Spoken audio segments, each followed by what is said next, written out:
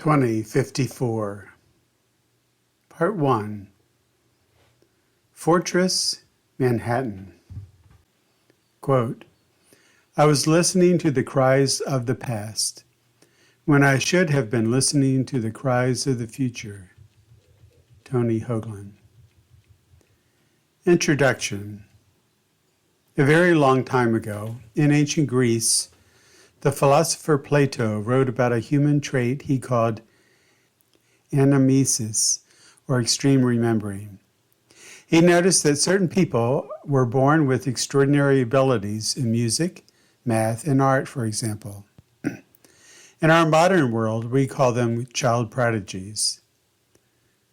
We have no explanation for this and hardly any curiosity about how this happens.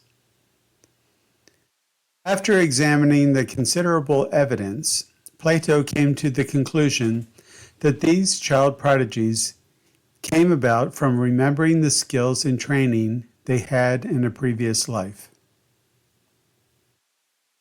A majority of people on earth believe that we have had previous lives. This includes Hindus, Buddhists, and the mystical branch of Judaism. The early Christians also widely accepted reincarnation.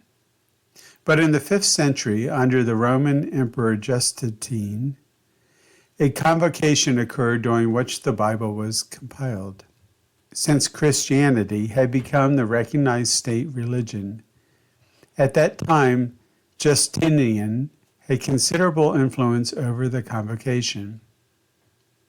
He was fiercely opposed to the idea of reincarnation, and thus, as a compromise with the Roman emperor, all references to reincarnation were omitted from official church doctrine and from the Bible. As a child, I grew up Baptist, and I had no interest in reincarnation or exploring past lives. But my daily practice of meditation, over 50 years, opened me to parts of my unconscious that were previously blocked by Christian dogma and Western culture. One of the first surprises was that I had clear memories of a past life as a Polish soldier during World War II. I was resistant to accepting these memories as past life experiences. My detailed memories of that time caused me to challenge Christian dogma. I dived into historical research on World War II. I discovered that the events I remember happened exactly the way I remembered. This shook me, and it has taken 25 years to overcome my fear of opposition. As a result of meditation, I also began to have prophetic dreams, most of which came true. I also began to experience future life memories. This was even harder to incorporate in my traditional Western thinking. To further challenge my old dogmatic stance, my future self, a young man in the year 2054, began intentionally making contact with me. I found this mind-boggling.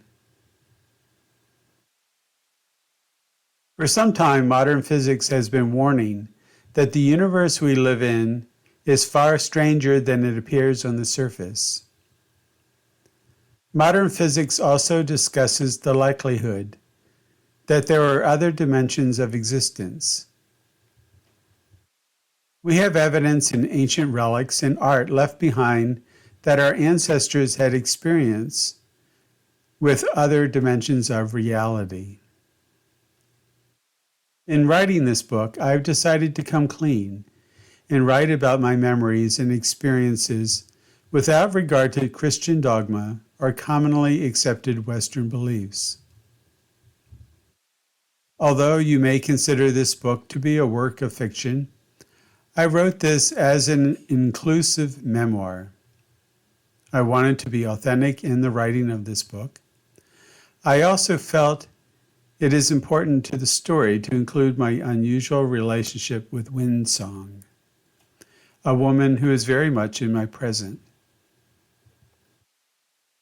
Our past lives together and our future life together show the depth of our connection. In this present time, we are both elderly and near the end of our lives.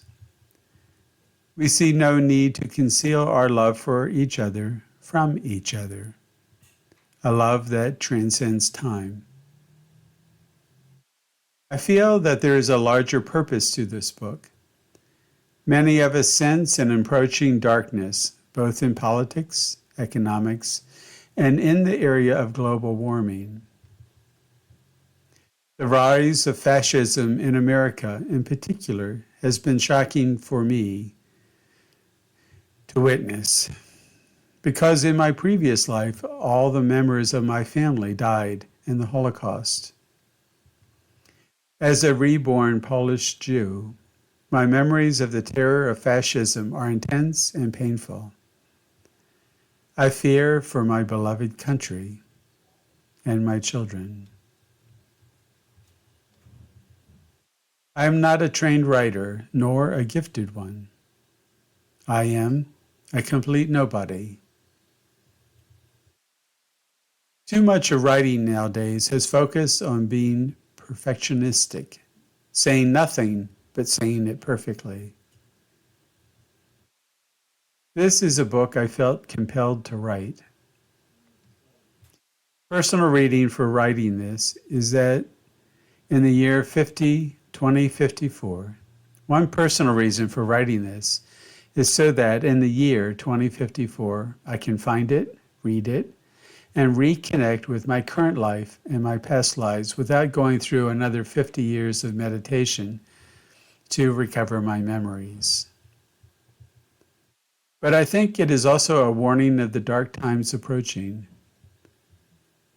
Despite that darkness of the year 2054, humanity somehow survives.